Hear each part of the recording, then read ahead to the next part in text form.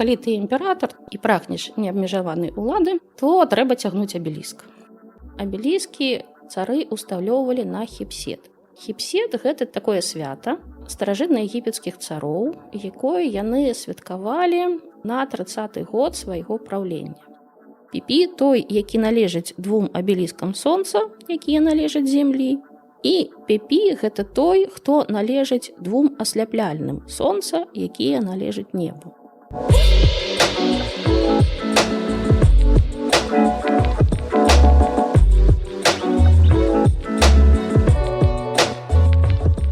Добрый дзень, шановное гаспадарства, з вами падкаст «Так склалася гістарычна» і я, Дзягель Ганна.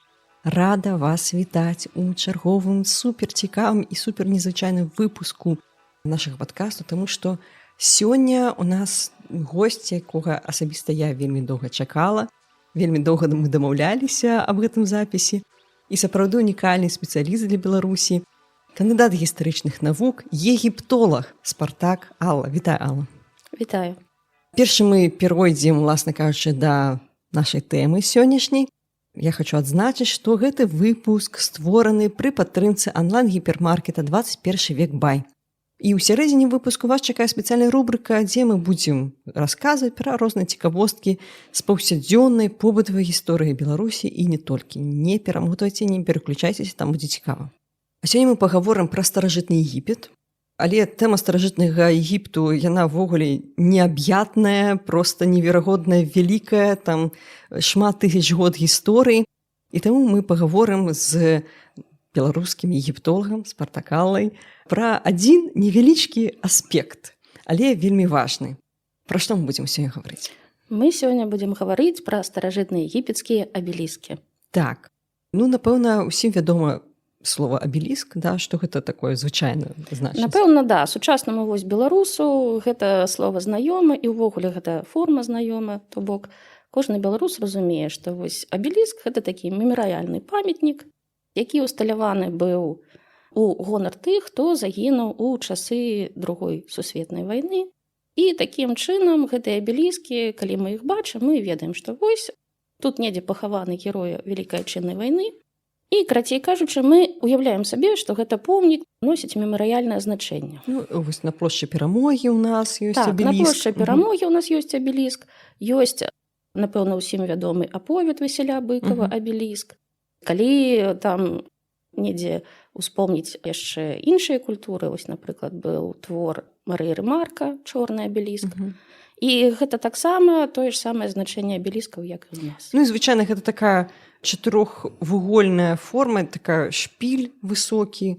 Калона. Можна казаць аб тым, што гэта такая каменная калона, чатырохгранная, чатырохвугольная, як каму больш цікава.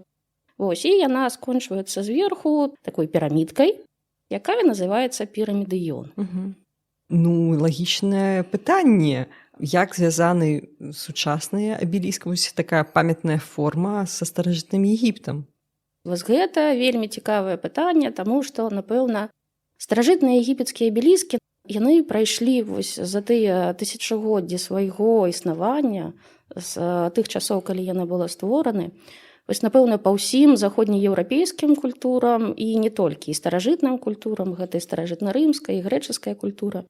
Увогуле, вось слова абеліск, гэта слова грэчаскага паходжання, так, і яно з грэчаскай мовы перайшло ў лаціну, а з лаціну ўжо ў іншыя індаеўрапейскія мовы і таксама ў славянскія мовы. Вось, і наконт таго, як гэтыя абеліскі траплялі ў розныя краіны свету, гэта часцяком такія дзіўныя гісторыі, пра якія можна раманы пісаць. Пачнем з таго, што ўвогуле старажытныя егіпецкія абеліскі, але можна, напэўна, казаць проста егіпецкія абеліскі, таму што зразумела, што не старажытныя егіпецкіх абеліскаў. Так. Цягаць іх пачалі яшчэ, наверно, у часы асірыйцаў, асірыйскага заваявання, то бок гэта 7-е стагоддзя да нашай эры. Потым гэту традыцыю, але ж мы, на самой справе мы не ведаем, наколькі гэта праўда, но ёсць такія ускосныя сведчанні аб тым, што Камбіс, калі ў 525 годзе заваёўваў Егіпет, ён таксама прыбраў сабе пару абеліскаў. Гэта старажытны персідскі цар. Так, старажытны персідскі цар Камбіс. Вось. Потым неяк так вось гэты інтарэс да старажытнаегіпецкіх абеліскаў ён знікае. І ўжо гэты інтарэс з'яўляецца упершыню, напэўна, у часы Клеапатры. І першы, хто вось з рымскіх імператараў перацягвае абеліскі, гэта Актавіян Аўгуст. Чаму ён гэта робіць? Гэта ўвогуле цікавая гісторыя, таму што мы ведаем пра гісторыю Клеапатры, Марка Аўрэлія, Гая Юлія Цэзара. Гэта цікавая гісторыя, любоўная гісторыя, гісторыя кахання, але ж вось абеліскі тут таксама прычыніліся. Таму што, здаецца, па плану Клеапатры быў збудаваны такі цікавы помнік, як Цэзару, ці Кесарыён. Ён быў збудаваны ў Александрыі у гонар Гая Юлія Цэзара. Ну, як вядома, палюбоўніка Клеапатры. І, канешне, Клеапатра не магла не зрабіць так, каб на ўваходзе ў гэты Цэзарыў стаялі абеліскі. Таксама на гэтых абелісках, якія там былі, потым былі нанесены надпісы, і нанесена была таксама, там ёсць надпісы аб тым, што гэта абеліск Тутмаса III, і потым яшчэ Рамзес другі дачыніўся да гэтага. А потым былі таксама напісаны і імя Клеапатра на гэтых абелісках. І вось яны ўжо Актавіянам Аўгустам былі ўсталёваны на ўваходзе ў гэты Цэзарыў. Гэта першыя такія два абеліскі, якія пачалі перацягвацца ўвогуле рымлянамі. Чаму яны пачалі перацягвацца? Ну, па-першае, таму што гэта перыяд стварэння Рымскай імперыі, гэта з'яўленне ўвогуле імператараў. І калі з'яўляюцца імператары, з'яўляецца і тытул у гэтых імператараў Аўгуст. Аўгуст – гэта свяшчэнны. То бок гэта тое, што мае дачыненне да нечага боскага. Вось Актавіян Аўгуст, здаецца, хацеў такім чынам падкрэсліць сваё боскае паходжанне. Ну, можа, не боскае паходжанне, можа, толькі тое, што ён вось мае нейкае дачыненне да Гая Юлія Цэзара, які быў абагаяўлены. Вось, гэта такая гісторыя. Але гэтыя абеліскі яны яшчэ ў Егіпце. Не, гэтыя абеліскі былі вывезены з Егіпту. Вось зараз гаворка ішла пра тыя абеліскі, якія спачатку былі перавезены з Карнака ў Александрыю. Вось у Александрыі менавіта быў Цэзарыў. Яны былі ўсталёваны перад Цэзарам, а потым адзін з іх упаў к 19 стагоддзю. І ў 19 стагоддзі адзін з гэтых абеліскаў ён пераехаў у Лондан, другі перацягнулі ў Нью-Йорк. То бок гэта два абеліскі, іх вывезлі з Егіпту ў 19 стагоддзі. З Егіпту, так, іх вывезлі ў 19 стагоддзі. Але былі тыя абеліскі, якія былі перацягнуты ў Рым у часы Рымскай імперыі. Вось, і яны там і засталіся. А быў яшчэ цікавы выпадак, калі абеліскі былі перацягнуты не толькі ў Рым, але і ў Канстантынополь, ну, сучасны Стамбул. Быў такі імператар рымскі, Канстантин I. Калі ён атрымаў той же самы тытул Аўгуст свяшчэнны, ён вырашыў, што, канешне ж, ён моцны, вялікі і на самой справе імператар. Ну і ўвогуле, калі ты імператар і прагнеш неабмежаванай улады, то трэба цягнуць абеліск. Гэтае рашэнне прыняў Канстантин I. Гэта першае рашэнне, якое ён прыняў. Другое рашэнне цікавае, звязанае з абеліскам, было тое, што ён увогуле, наверное, у нейкай ступені лічыў сабе падобным да Рамзеса II, які перанёс сталіцу. Перанёс сталіцу ў горад, які ён назваў Пер-Рамзес. Вось Канстантин зрабіў амаль тое ж самае, ён перанес сталіцу ў Візантыі, а потым назваў гэты горад Канстантинополь. Ну і таму зразумела, што ў Пер-Рамзесе было вельмі шмат абеліскаў Рамзеса II. Ну і, канешне ж, Канстантину, напэўна, таксама хацелася, каб у ягонай сталіцы, ў Канстантинополі, таксама былі абеліскі. Але ён загадаў гэтыя абеліскі перавезці, іх давезлі да Александрыі, там кінулі ляжаць у пяску, і ўвогуле на гэтым гісторыя на той момант скончылася, таму што Канстантин памёр. Потым прыходзіць да ўлады Канстанцый II, і ён таксама вельмі прагнуў неабмежаванай улады, па ўсёй верагоднасці, і ўжо яму ўдалося адзін з гэтых абеліскаў перацягнуць у Рым. Спачатку гэты абеліск, ён быў усталёваны на спіне, гэта такія, ну, цікавыя элементы падрома, так, у Рыме. А потым гэты абеліск быў названы латаранскім абеліскам, таму што паўторна быў у 16 веку усталёваны на Латаранскай плошчы ў Рыме. Іншы абеліск, які там застаўся ў Александрыі, Вось у яго таксама цікавая гісторыя. Зараз ён усталёваны ў Стамбуле, таксама першапачаткова на іпадроме, на спіне іпадрома. Ну, а зараз гэта плошча Султан Ахмед у Стамбуле. Вось, так якая гісторыя звязана з гэтым абеліскам?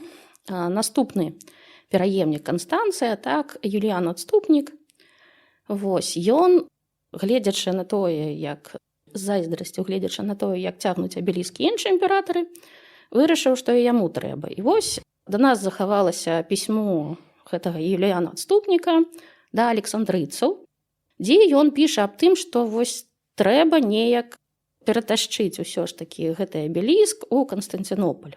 Таму што, вось як ён там піша, што вакол гэтага абеліска там ён валяецца ў пяску, вакол яго ўсе спяць, там непатрэбствы розныя.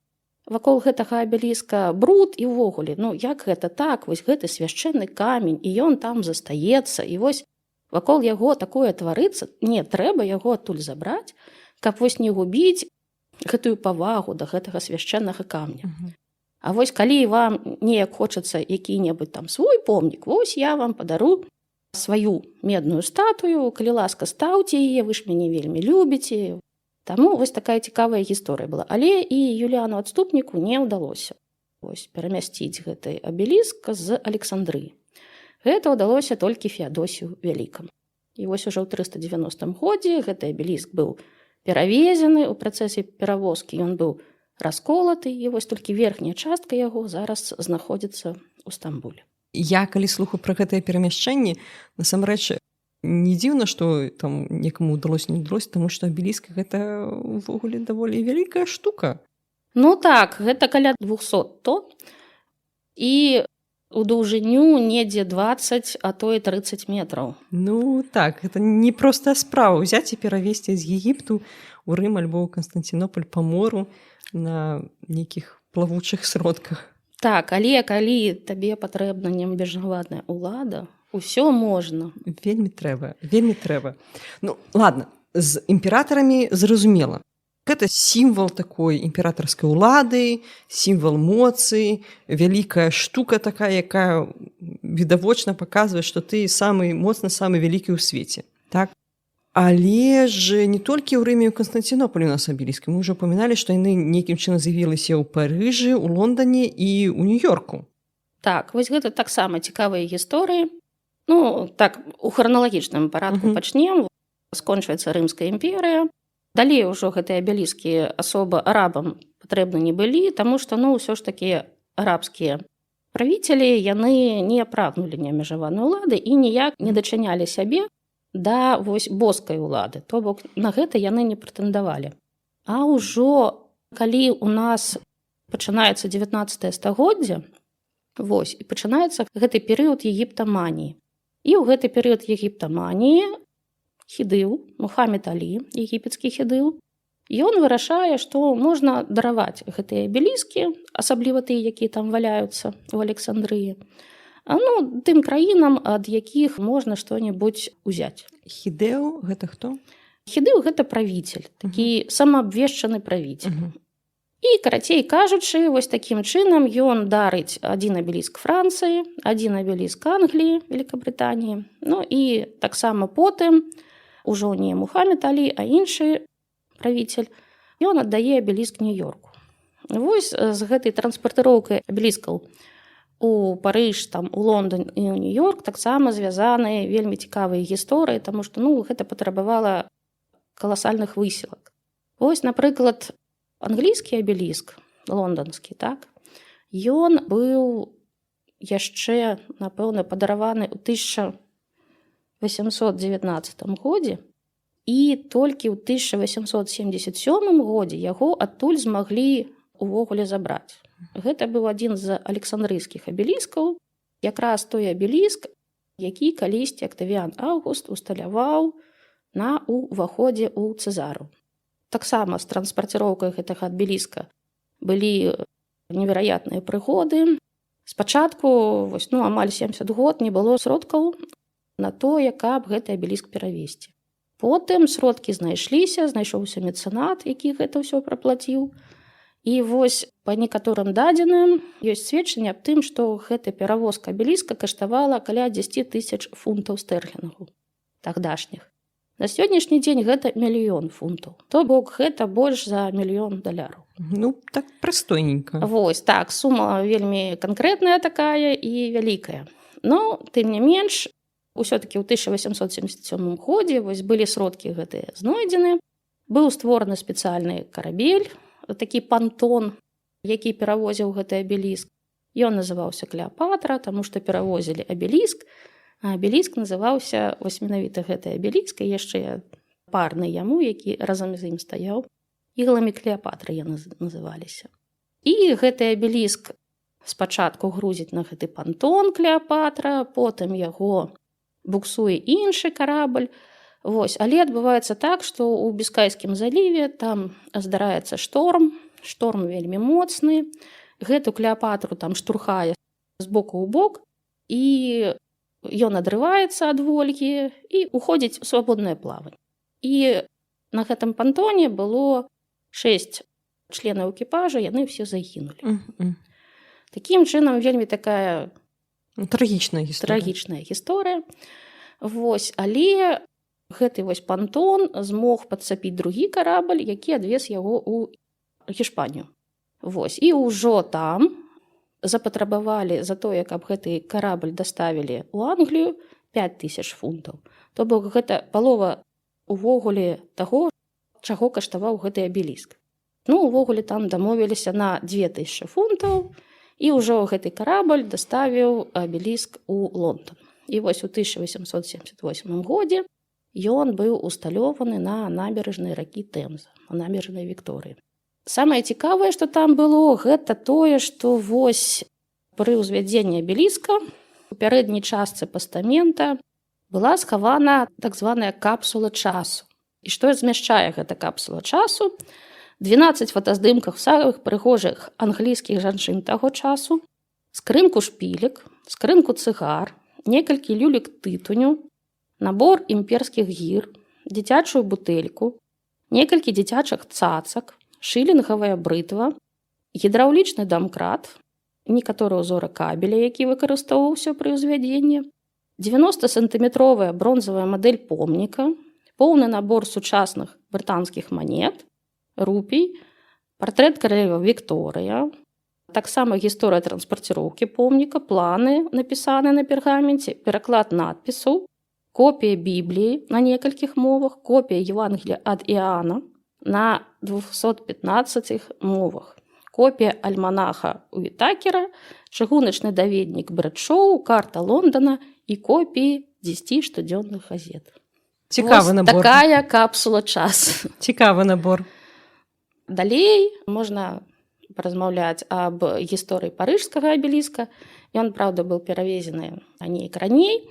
У 1836 годзе ён быў усталяваны вось на плошчы Згоды ў Францыі, у Парыжы. Але ж там таксама вельмі доўга яго цягнулі. Справа ў тым, што спачатку ўвогуле падарылі абеліскі не гэтыя, не тыя, якія пацягнулі. Падарылі абеліскі з Карнака, увогуле падарылі вось гэту адну з ігал Клеапатры. А потым ужо, калі Шампальён паехаў у Егіпет, ён быў у Луксоры, пабачыў гэтыя абеліскі луксорскія і сказаў, што не, вось для Парыжу трэба менавіта луксорскі абеліск, таму што ён прыгажэе, лепш захаваны. І ўвогуле. Я зраблю рэмарку для слухачоў. Шампальён – гэта чалавек, які ўвогуле расшыфраваў старажытныя егіпецкія пісьмовасць і іерогліфы. Да, старажытную егіпецкую пісьмовасць ён дэшыфраваў і ўвогуле напісаў шмат вельмі прац па старажытнай егіпецкай граматыкі і таксама здзейсніў падарожжа, такую экспедыцыю ў старажытны Егіпет, у Егіпет. Вось. І калі ён быў у Егіпце ў гэтай сваёй экспедыцыі, вось ён якраз вырашыў, што трэба прыбраць к рукам менавіта луксорскія абеліскі. Спачатку хацелі 2 абеліскі забраць, таму што яны парныя, але ж потым сродкаў хваціла толькі на 1. Вось, там таксама была вельмі цікавая гісторыя, таксама доўга яго пыталіся перавесці, спачатку сплаўлялі па Нілу, вось, да Александрыі, потым у Александрыі там аказалася, што адмелі пачаліся.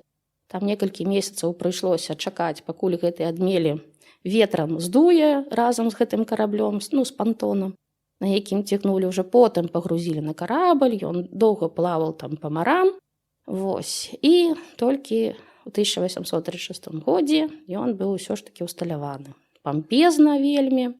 Ёсць такая цудоўная кніжка архітэктара, інжынера, які ўстанаўліваў гэты абеліск у Парыжы, Аполінера Ліба. Ён канкрэтна ўсе гэтыя прыстасаванні апісвае, як ён гэта рабіў, для чаго ён гэта рабіў увогуле. Ну і, канешне ж, там не абышлося без няшчаснага выпадку. Там таксама пры узвядзенні лопнулі гэтыя канаты, трасы, і некалькі чалавек там загінула. Лондан, Парыж, гэта хаця б Еўропа. Так. Да? А як так атрымалася, што абеліск гэтую 20-метровую грамадзіну запёрлі ў Нью-Йорк? Вось, у Нью-Йорк запёрлі толькі дзякуючы, канешне ж, масонам. Без іх тут не абышлося, таму што таксама трэба было вялікія грошы, гэта не да Лондона дапёрці, гэта ўсё ж такі праз акіян пераправіць. Да таго ж, ужо была гэтая гісторыя з лонданскім абеліскам, яна шырока асвячалася ў прэсе у Нью-Йорку, у США. І, канешне, усе прагнулі таксама здабыць сабе гэты абеліск.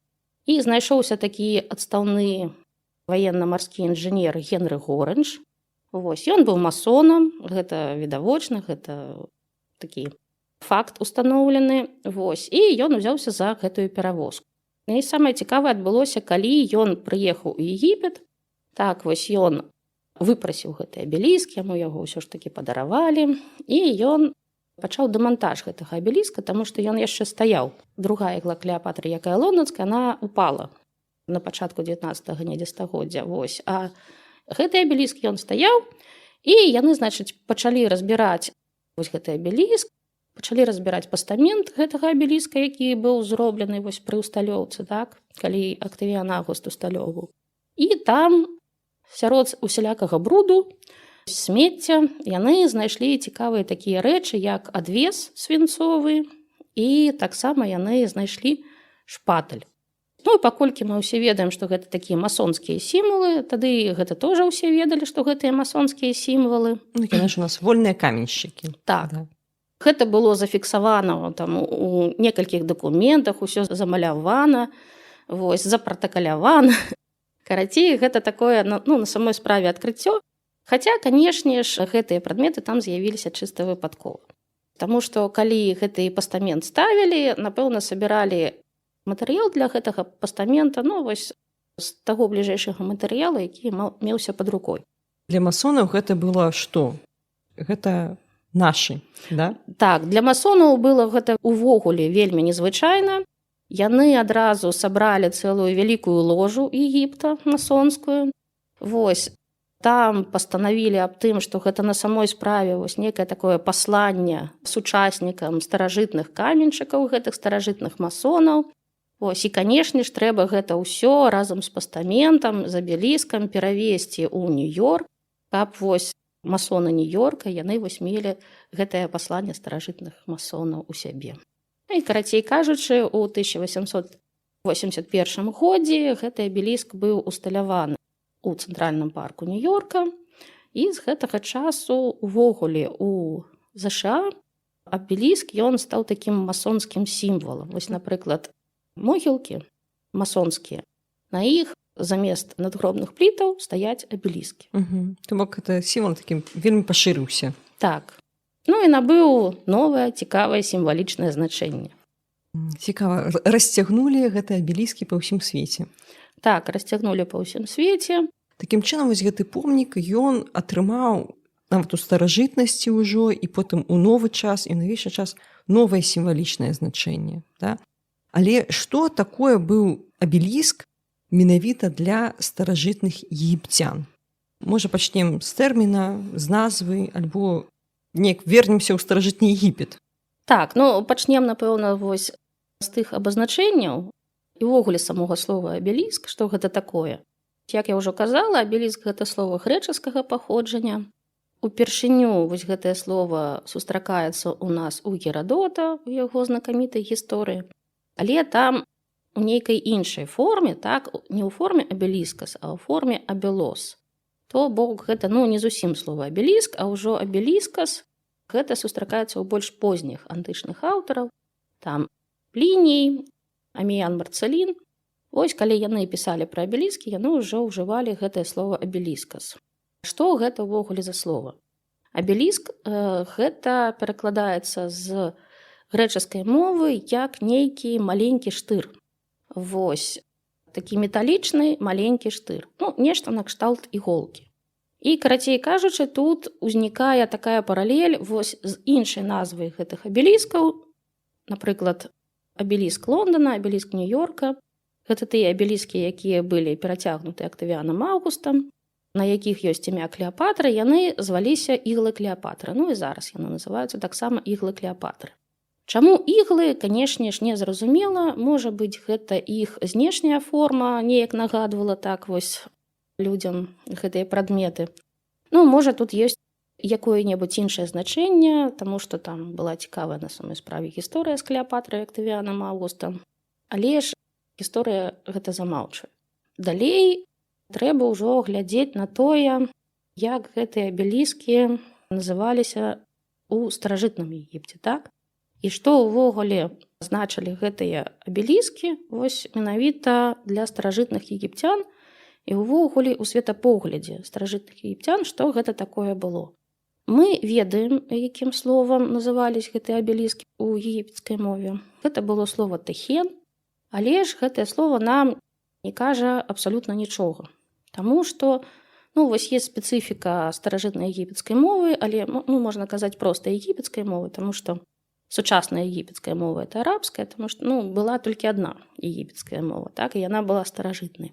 Яна адносіцца да семіта-хаміцкіх моваў, але ж я лічу, што ўсё ж такі семіцкага там нашмат болей, чым хаміцкага. У мяне быў вопыт вывучэння старажытна-габрэйскай мовы, акадскай мовы.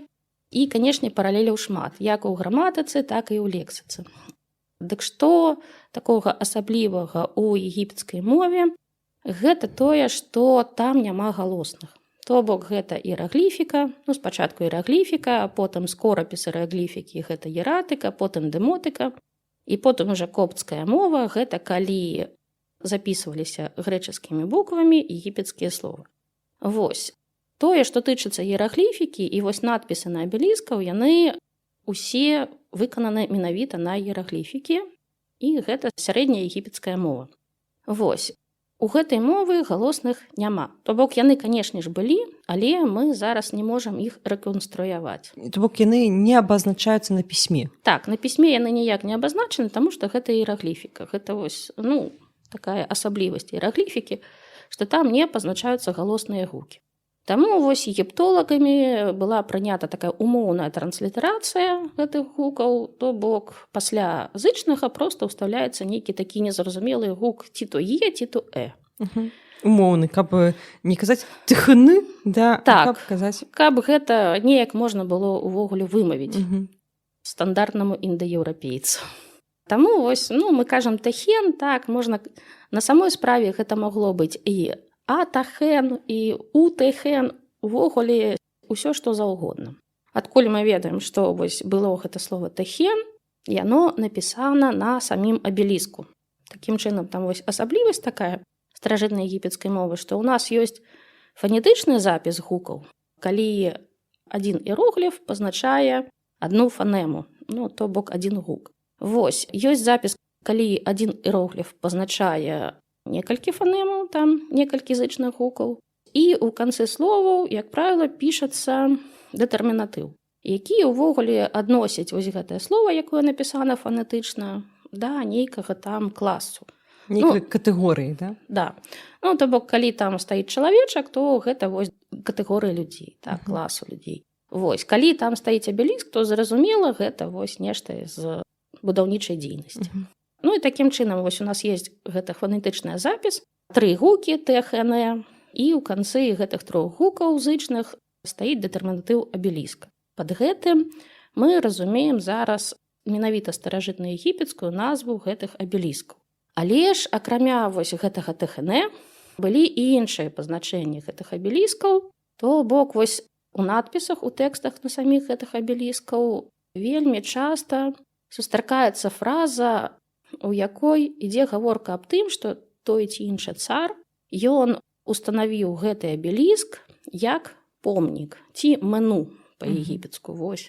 Мэну – гэта таксама такое цікавае слово, якое ідзе са старажытнага царства, і пад ім першапачаткова разумеўся нейкі такі інвентар паграбальны. Вось, то бок тое, з чым увогуле хранілі пакойнікаў у грабніцах, нябожчыка ў грабніцах. І далей ужо вось тэхен – гэта больш такое характэрнае слово для старога царства, для сярэдняга царства, а вось у новае царства узнікае яшчэ пазначэнне помніка як мэн. Гэта вось вытворнае ад мэну. Так, і мэн – гэта увогуле такое слово, якое пазначала стабільнасць. То есть увогуле такое абстрактнае паняцце было. То есть тое, што вось вельмі моцна ўсталявана, і яно амаль вечнае. На вякі. Так. Такім чынам мы вось маем у старажытнай егіпецкай мове некалькі пазначэнняў гэтых помнікаў, якое адсылае нас да таго, што ўвогуле гэтыя помнікі маюць такое вось значэнне мемарыяльнае, так? То бок цары, калі усталёўвалі гэтыя абеліскі, яны, напэўна, хацелі захаваць вось не тое, каб навечна, але на доўгія вякі вось гэтыя помнікі. Гэта спецыяльная рубрыка, якую мы робім з онлайн-гіпермаркетам 21 век бай.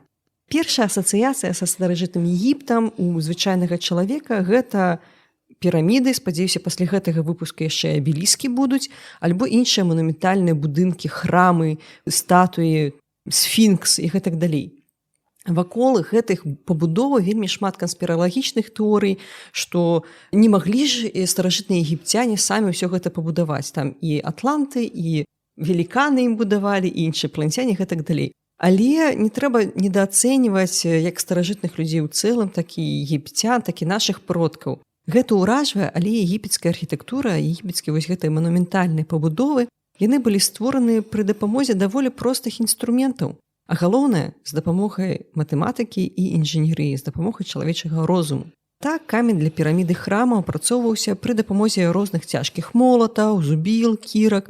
Цвёрдыя пароды каменю апрацоўваліся з дапамогай медных ці бронзавых трубак і беззубых піл з абразівам.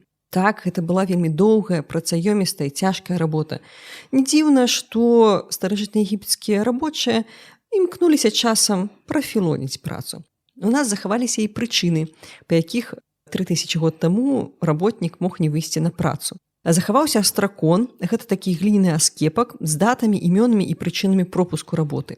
Сярод такіх прычын, напрыклад, варка піва, бальзаміраванне маці, месячны ў дачкі альбо ў жонкі, пошук каменя для пісца, ахвярапрынашэнне і, уласна, хвароба самого чалавека і шмат якія іншыя. Сённяшні тэхнічны прагрэс не вымагае такой колькасці ручной працы, і ў каталозе онлайн-гіпермаркета 21 век бай вы можете знайсці як тыя ж, але ў сучасным выкананні малаткі і зубілы, можете адчуць сябе крыху старажытна-егіпецкім рабочым, так і прафесійны электрычны інструмент, які значна будзе эканоміць вашы сілы. На сайце онлайн-гіпермаркета 21 век бай дзейнічае промакод «Дзягель» на знижку 7% на ўсе тавары, акрамя і так акцыйных. Заходзьце, калі ласка, ў апісанні, там усе падрабязнасці і карыстайцеся, калі ласка. Мы ўжо ў размове не раз упаміналі, уласна кажучы, пра надпісы на абелісках. Да? А што ж там было напісана? Акрамя, уласна кажучы, упамінання гэтага тэрміну, там нейкім чынам расказваецца, навошта яны ставіліся першапачаткова, і ўвогуле, што нам гавораць гэтыя надпісы? Так, вось гэтыя надпісы, гэта з аднаго боку вельмі такая цікавая рэч, а з іншага боку, вось калі я іх пераклала, я зразумела, што амаль нічога яны мне не кажуць. Не аб стварэнні абеліскаў, не аб іх прызначэнні, увогуле, што такое тэксты надпісы на абеліскаў. Як я ўжо казала, гэта іерагліфічныя надпісы, надпісы на сярэдняй егіпецкай мове. Вось, то бок, на сярэдняй егіпецкай мове на працягу тысячагоддзя ў старажытным Егіпце пісаліся ўсе сакральныя надпісы. Вось, эпіграфічныя сакральныя надпісы.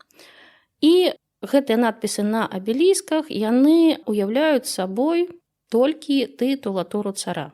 Тытулатура цара – гэта, канешне, такая цікавая з'ява ў старажытным Егіпце. Яна была вельмі вялікая, але ж не такая вялікая, напэўна, як у некаторых там цароў, напрыклад, з персідскай імперыі. Вось, тытулатура цароў, яна складалася з 5 імёнаў на старажытнай егіпецкай мове. Гэта Рenu-Уру, вось такія вялікія імёны цара. І вось першыя імёны яны пазначалі цара як уладара плоскага, так, вось, і 2 іншых імені яны пазначалі цара як уладара над аб'яднаным верхнім і ніжнім Егіптам. Таму, калі я прачытала гэтыя надпісы, зразумела, што больш амаль нічога там няма, акрамя тытулатуры, то бок вось ідзе тытулатура цара, якія-небудзь эпітеты да імён цара, і потым ідзе якая-небудзь такая формула, што гэты абеліск зроблены для бацькі майго, такога-то бога, ці там для бацькі майго, такога-то цара, які быў да мяне. Вось. І далей ужо, можа, у некаторых абелісках было напісана там некалькі словаў пра тое, якія заваяванні гэты цар здзейсніў, і ўсё гэта сканчвалася таксама формулай, такой формульным надпісам аб тым, што гэтаму цару даруецца вечнае жыццё. І ўсё. Надпісы на гэтым сканчваюцца, і больш нічога тут нельга зразумець вось гэтых надпісаў. Вельмі пашанцавала з гэтымі надпісамі ў тым плане, што захаваліся базы абеліскаў Хатшепсут у Карнаку, у Луксоры. Вось, дзе было напісана даволі вялікі тэкст, які, па-першае, даваў датыроўку, калі гэтыя абеліскі былі ўстанаўляваны, а па-другое, у гэтым тэксце ўсё ж такі нейкая інфармацыя прысутнічала наконт таго, увогуле, што такое абеліскі і як яны ўсталёўваліся. Але гэта таксама такія сведчанні, якія трэба было правяраць, трэба было неяк суадносіць увогуле старажытнай егіпецкай культуры, светаўспрыняццем старажытнай егіпецкай культуры. Карацей кажучы, тая карысная інфармацыя, які давалі абеліскі, гэта вось датыроўка.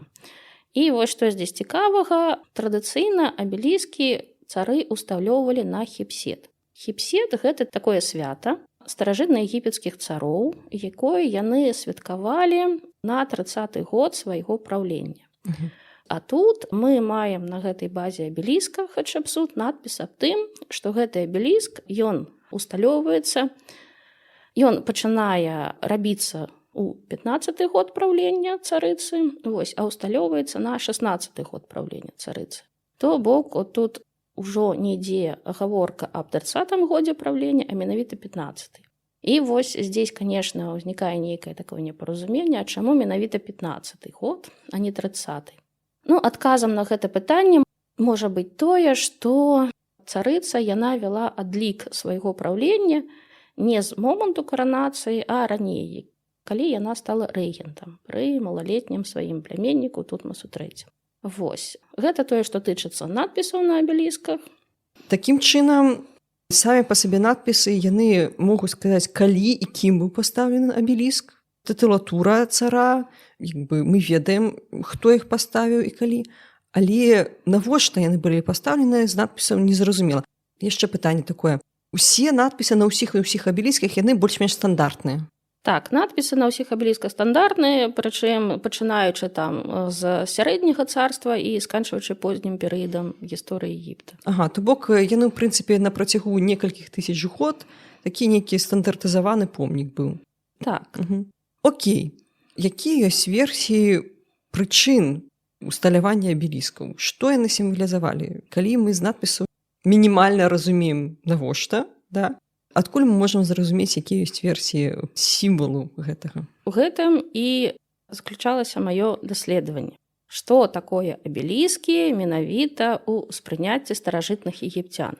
І тут, канешне ж, трэба было звяртацца да самых старажытных часоў, да самай старажытнай гісторыі егіпецкай цывілізацыі, да старажытнага царства, калі з'яўляюцца першыя абеліскі, але яны называліся абеліскі, іерогліф, які іх пазначае, ён таксама той жа самы, але яны значна адрозніваюцца ад тых абеліскаў, якія потым ствараліся ў сярэдняе царства, ў новае царства і так далей. І якія потым цёгалі па ўсёй Еўропе і свету. Так, то бок вось тыя абеліскі, якія ствараліся ў старажытным царстве, цёгаць іх увогуле немагчыма ніяк. Таму што гэта асобнае збудаванне. Вось, гэта частка салярнага храму. Былі такія фараоны Усеркаф і Неусера. Гэта фараоны 5-й дынастыі. Як мы ведаем, менавіта з 5-й дынастыі у нас увогуле пачынаецца салярны культ. Так, у старажытным Егіпце, то бок вось цары 5-й дынастыі, яны ўводзяць салярны культ, культ бога Ра, як дзяржаўны культ. То бок салярны культ гэта пакланенне сонцу. Так, менавіта салярны культ гэта пакланенне богу сонца. Вось бог сонца гэта ў старажытных егіпцянаў быў Ра. Былі таксама эманацыі гэтага бога Ра, напрыклад, там у Геліополі гэта быў Атум-Ра, у Карнаку гэта быў Амон-Ра, а дзе-небудзь там у Асуане гэта мог быць, напрыклад, там Хіпры-Ра. Вось, але ж па сутнасці гэта быў адзін і той жа бог, і тут, канешне, не трэба путаць з манатэізмам, ніякага манатэізма там, канешне ж, не было. Гэта былі проста, напэўна, трэба сказаць аб тым, што ў старажытных егіпцянаў у іх было ўяўленне аб тым, што вось існасць чалавека у старажытных егіпцянаў складаецца з некалькіх сутнасцяў.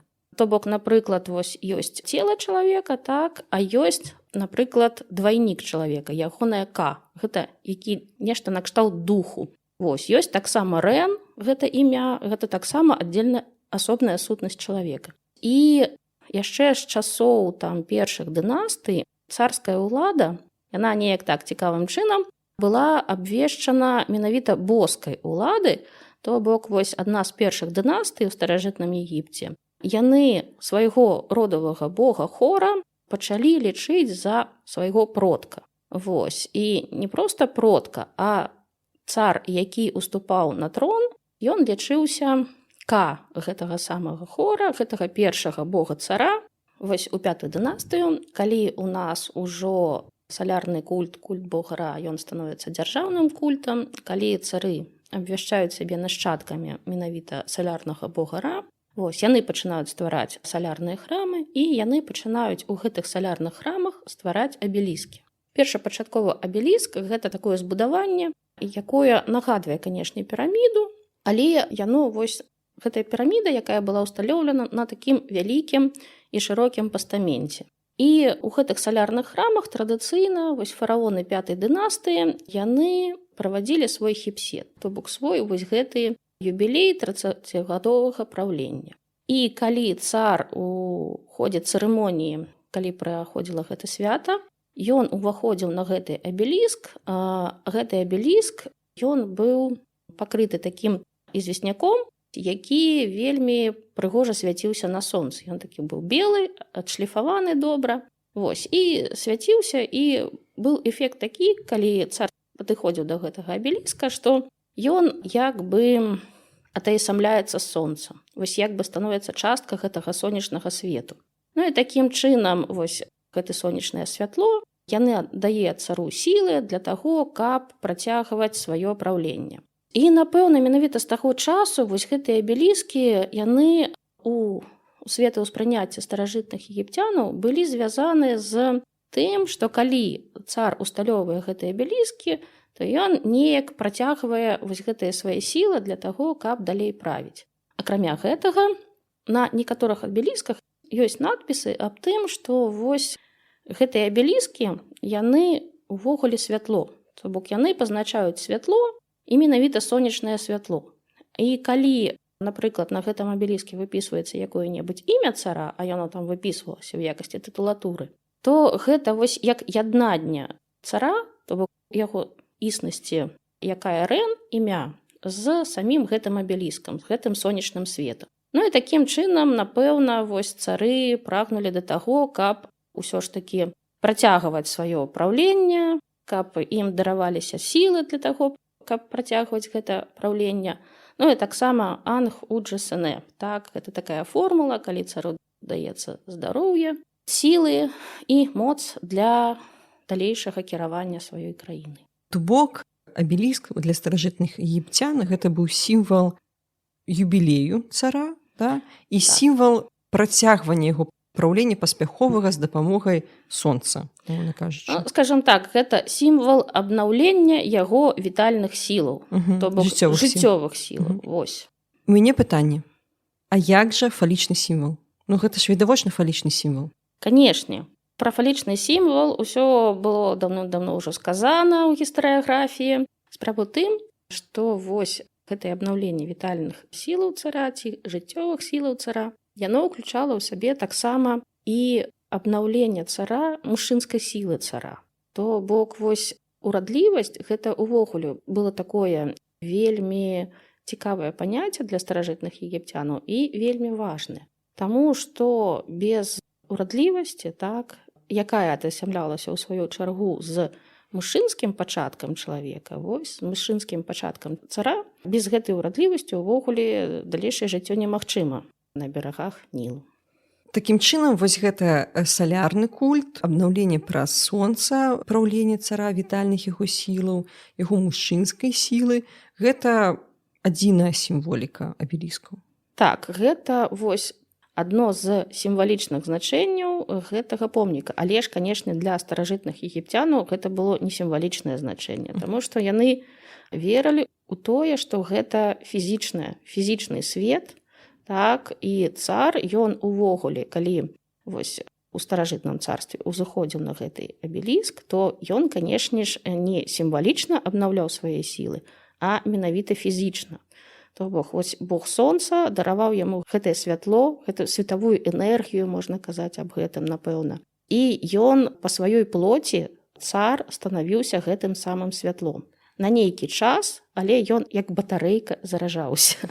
Сонечныя батарэі, зразумела. Так, вось нешта такое, тое, што было ў старажытным Егіпце. Але ж далей мы бачым, што гэтыя вось абеліскі, гэтыя сонечныя храмы, яны перастаюць будавацца, вось сканчваецца 5-я дынастыя. У 6-ю дынастыю ўжо ёсць гэтыя традыцыйныя абеліскі, якія мы бачым паўсюль. І гэта часцяком нейкія такія помнікі, якія ўсталёўваюцца менавіта ў грабніцах, на ўваходзе ў грабніцу. Вось, і тут ёсць іншае значэнне гэтых помнікаў. Гэта тое, што яны мелі дачыненне да культу памерлых. І гэта характэрна не толькі для Егіпту, так?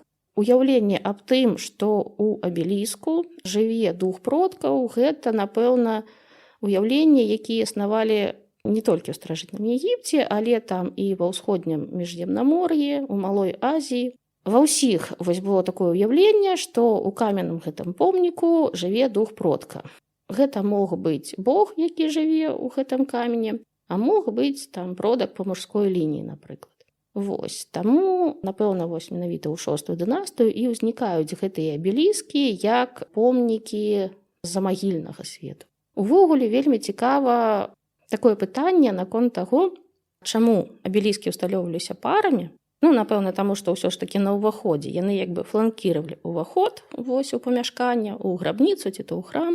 Вось, а другое пытанне, якое цікавае, яны належалі да свету ўсё ж такі прафаннага ці да свету сакральнага, таму што яны стаяць на мяжы. То есть атрымліваецца, што гэтыя помнікі, яны ў нас належаць і да гэтага свету, і да таго. І вось самае цікавае з маіх даследаванняў, так, што я змагла накапаць пра гэтае значэнне. У тэкстах пірамідаў ёсць узгадванне абеліскаў, і там напісана аб тым, што вось гэта фраза з тэкстаў пірамід, Піпі, адзін з фараонаў, Піпі той, які належыць 2 абеліскам сонца, якія належаць зямлі, і Піпі гэта той, хто належыць 2 асляпляльным сонца, якія належаць небу. То бок атрымліваецца так, што ў першай частцы гэтага сказа гаворыцца менавіта аб абелісках, а ў другой частцы гэтага сказа ўжо гаворыцца о нейкіх 2 асляпляльных. Але ж гэта вось сінанімічныя нейкія такія прадметы, з чаго мы можам зрабіць вывад аб тым, што вось абеліскі, менавіта ў тэкстах пірамідаў, яны ўспрымаюцца як некія асвятляльныя прыборы. Вось, нешта нашталт асвятляльнага прыбора, так? І пры гэтым яны належаць і небу, і зямлі. То бок яны належаць і свету прафаннаму, і свету сакральнаму. У сувязі з гэтым вельмі цікавая сучасная такая новая версія трактоўкі ўзнікнення абеліскаў, якая вось менавіта кажа аб тым, чаму яны займаюць такое памежнае становішча. Чаму абеліскі яны ёсць і ў гэтым свеце, і ў тым свеце. Вось, і звязана гэта ўсё з такой цікавай рэччу, якая таксама на старажытнаегіпецкам языке называецца тэхен, пахавальная працэсія. За старажытных часоў у старажытным Егіпце яна складалася з таго, што былі жрацы, якія ішлі з муміяй. Яны заносілі гэту мумію ў грабніцу, і там розныя жрацы адказвалі за розныя стадыі там вось гэтага пахавальнага абраду. Хтосьці там чытаў малітвы, хтосьці займаўся там іншымі справамі, хтосьці займаўся адкрыццём вуснаў. Быў такі жрэц, якога звалі Сэш, і які менавіта у пахавальным гэтым абрадзе ён займаў вельмі цікавае такое становішча. Ён быў адначасова і ў нашым свеце, і ў замагільным свеце. То бок яго зашывалі ў такую скуру жывёлы. Напэўна, гэта быў бык ці якая такая вялікая жывёліна.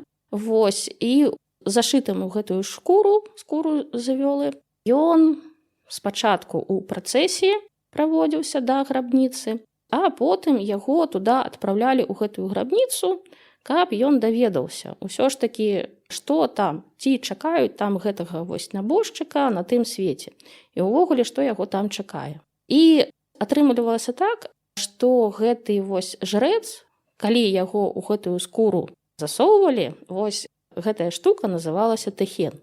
То бок тэхен гэта вось гэты жрэц, які знаходзіцца ў гэтай скуры жывёлы. І вось яго змяшчалі туды ў грабніцу, ён там прыходзіў у нейкі такі цікавы стан трансу. Вось, і як бы здаецца, ён у гэты час адначасова знаходзіўся і ў нашым свеце, і ў іншым свеце. Такі жрэц Шрёдзінгера. Так, вось, падобная традыцыя потым будзе ў старажытных хэбрэяў. Гэта вось апошняя версія, якую агучвалі не так даўно, але ж яна, гэта толькі версія. То бок навуковага пацверджання яна яшчэ пака не мае. Мы ведаем, што такое вось гэты тэхен, што такое вось гэты жрэц, які Сэш, які вось знаходзіцца ў гэтай скуры, ў гэтым меху. Але ж наколькі гэта звязана з абеліскам, канешне, тут толькі можна здагадвацца. Такім чынам можна сказаць, што абеліск гэта перш за ўсё частка салярнага культу з аднаго боку, а з іншага боку з цягам часу ў старажытным Егіпце яна стала часткай у тым ліку пахавальнага абраду, і гэта такія сімвалы, якія адначасова знаходзяцца на мяжы светаў. Светаў. На мяжы нашага свету і сакральнага свету, скажам так. В прынцыпе, вось гэта ідэя, яна як бы і сёння актуальная, тому што вось гэта пахавальныя помнікі, як сімволіка помнікаў пахавальных альбо ахвяраў, яна як бы і захоўваецца. Да, вось, так, менавіта. Старажытныя егіпецкія абеліскі, па-першае, гэта, канешне, помнікі салярнага культу. Па-другое, канешне ж, гэта помнікі культу пахавальнага. Так? І далей, гэта, канешне, царскі культ. У першую чаргу гэтыя помнікі, яны маюць дачыненне менавіта да царскага культу, таму што ніколі у традыцыі старажытнай Егіпту абеліскі не ўсталёўваліся якімісьці вельможамі, ці то там высокапастаўленымі чыноўнікамі. Ці простымі людзьмі там. Так, ці простымі людзьмі. Гэта ставілі цары. І ставілі з адной мэтай дзеля таго, каб падкрэсліць сваю ўладу, каб падкрэсліць сваю сувязь з Богам Сонца, і, канешне, каб дараваць і сабе, і тым, дзеля каго яны ўсталёўваюць гэтыя помнікі, то бок яны не заўсёды для сябе іх ставілі, яны часам іх ставілі для тых, хто быў іх продкамі, для сваіх бацькоў. Для таго, каб усе яны мелі вечнае жыццё. І ставілі гэтыя помнікі пры жыцці дзеля таго, каб прадліць гэтае жыццё на зямлі, але потым, калі яны ўжо пойдуць там у іншы свет, каб і ў іншым свеце яны маглі мець гэтае вечнае жыццё. Дзякуй вялікі за максімальна цікавы расповед. Вельмі было цікава мне асабіста. Калі ласка, слухачы, неўзабаве пасля выхаду падкасту у сацыяльных сетках падкасту, власна кажучы, спасылкі, на якія вы знойдзеце ў апісанні, будуць ілюстрацыі пра тое, што мы сёння гаварылі, каб не расказваць вам тут на пальцах, каб лепш адзін раз пабачыць. Калі ласка, заходзьце ў апісанні, падпісвайцеся на соцсеткі. Дзякуй вялікі яшчэ раз за расповед. Дзякуй. Дзякуй вялікі ўсім, хто даслухаў да канца. Калі у вас ёсць пытанні, можна іх задаваць у каментарыях, там, дзе вы слухаеце, дзе ёсць такая магчымасць. На Ютубе можна запытвацца, можна ў сацыяльных сетках пісаць вашыя каменты і пытанні. Усе спасылкі будуць у апісанні. Я вельмі ўдзячная ўсім, хто слухае, каментуе, ставіць лайкі і раіць падкаст сябрам. Гэта ўсё вельмі адчуваецца і вельмі бачна па статыстыцы праслухоўвання. Гэта ўсё вельмі садзейнічае прасоўванню падкасту, распаўсюджванню кантэнту. Асобна хачу падзячыць спонсарам падкаста на платформе Patreon і на платформе Buy Me Coffee. Гэта вельмі садзейнічае развіццю праекта. Ну і не забывайцеся скарыстацца промакодам Дзягель у онлайн-гіпермаркеце 21 век. Бай. Да новых сустрэч!